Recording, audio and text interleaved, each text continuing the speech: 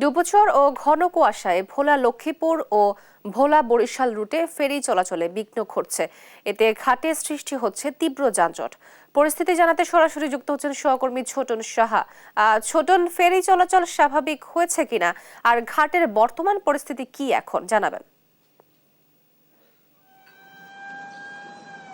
তো যেমনটি বলছিলেন, এই যে শুষ্ক মৌসুম আসার পরপরই যে সমস্যাটি সৃষ্টি হচ্ছে ভোলা লক্ষ্মীপুর এবং ভোলা বরিশাল রুটে, এখানে হচ্ছে ফেরিগুলোতে আসলে নির্ধারিত সময়ে গন্তব্যে যেতে পারছে না। কারণ ফেরি যে সমস্যার সৃষ্টি হচ্ছে ডুবোচরের কারণে, এবং একই সাথে যেহেতু শীতকাল চলছে, ঘন কুয়াশার একটি সমস্যাও রয়েছে। তো এই সমস্যার কারণে কিন্তু এই দক্ষিণ অঞ্চলের মানুষজন কিন্তু ভোগান্তি পোহাচ্ছেন এবং ফেরির জন্য কিন্তু যানবাহনকে অপেক্ষা করতে হচ্ছে। সাধারণ যাত্রীদেরও কিন্তু দুর্ভোগ পোহাতে হচ্ছে। তো আসলে যাত্রীরা বলছিল যে এই সমস্যার সমাধানে কিন্তু যেটি দরকার সেটি হচ্ছে ড্রেজিং, এবং ফেরি যে কর্তৃপক্ষ রয়েছে তাদের আরও বেশি দায়িত্বশীল হওয়ার আহ্বান কিন্তু বলা হয়েছে যাত্রীদের কাছ থেকে। তো আমরা একটু ফেরি কর্তৃপক্ষের সাথে কথা বলবো, বিআইডব্লিউটি এর ব্যবস্থাপক। আপনার কাছে জানতে চাইবো, এই যে সমস্যা বর্তমানে ঘন কুয়াশা এবং নাব্যতা সংকট, সমাধানে কি ব্যবস্থা নেওয়া হয়েছে? সমাধানে যে আমাদের ভোলা লক্ষ্মীপুর নৌ রুটের আগে যে দূরত্ব, বর্ষাকালীন সময় দূরত্ব ছিল 23 কিলোমিটার।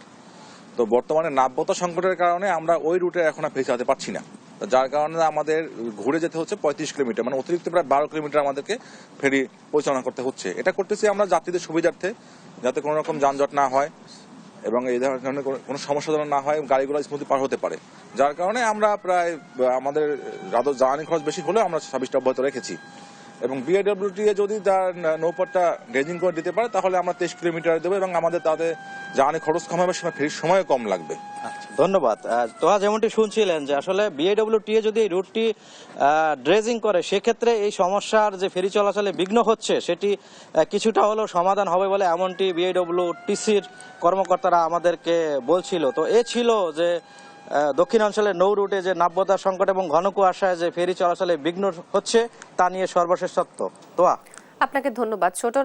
ডুবোচর ও ঘন কুয়াশায় ভোলা লক্ষ্মীপুর ও ভোলা বরিশাল রুটে ফেরি চলাচলে বিঘ্ন ঘটছে এবং সে বিষয়ে সর্বশেষ জানাচ্ছিলেন আমাদের সহকর্মী ছোটন সাহা।